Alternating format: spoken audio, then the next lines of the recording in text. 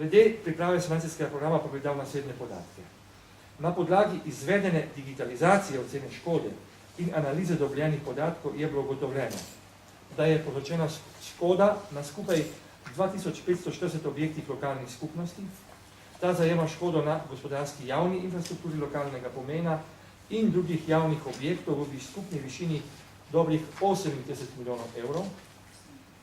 Na skupaj 2621 objektih v lasti oseb zasebnega prava v skupni višini dobrih 15 milijonov 450 tisoč evrov, da znaša 50% povprečja ocenjene škode na objektih namenjenih bivanju 2400 evrov. To predstavlja tudi spodnji limit upravičenosti do sredstev za obnovo, da znaša 50% povprečja ocenjene škode pri gospodarskih objektih kmetijskega gospodarstva 1300 evrov, kar tudi predstavlja spodnji limit upravičenosti do sredstev za obnovo. Za obnovo objektov v lasti oseb zasebnega prava znašajo ocenjena potrebna sredstva državnega proračuna v obsegu 4,5 milijona evrov.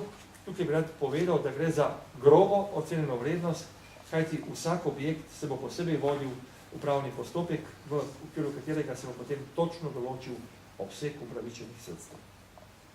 Med posebne objekte smo v dogovoru z Ministrstvom za kulturo uvrstili 3, Trško jedro železnikov, Trško jedro Krope in pa kulturni spomenik Partizanske bolnišnice Franja.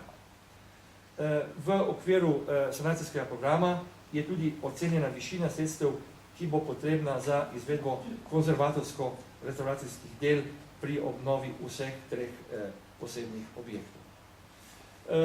S pripravljanim predlogom sanacijskega programa smo sledili določbi zakona, ki pravi, da je treba točno določiti vrsto in predvideno število stvari, ki bomo obnovili, vrsto in število objektov, ki jih je treba zgraditi, oceniti višino sredstev po posameznih ukrepih odprave posledic naravne nesreče na stvareh in pa oceniti predvidene porabe sredstev v posameznih proračunskih letih.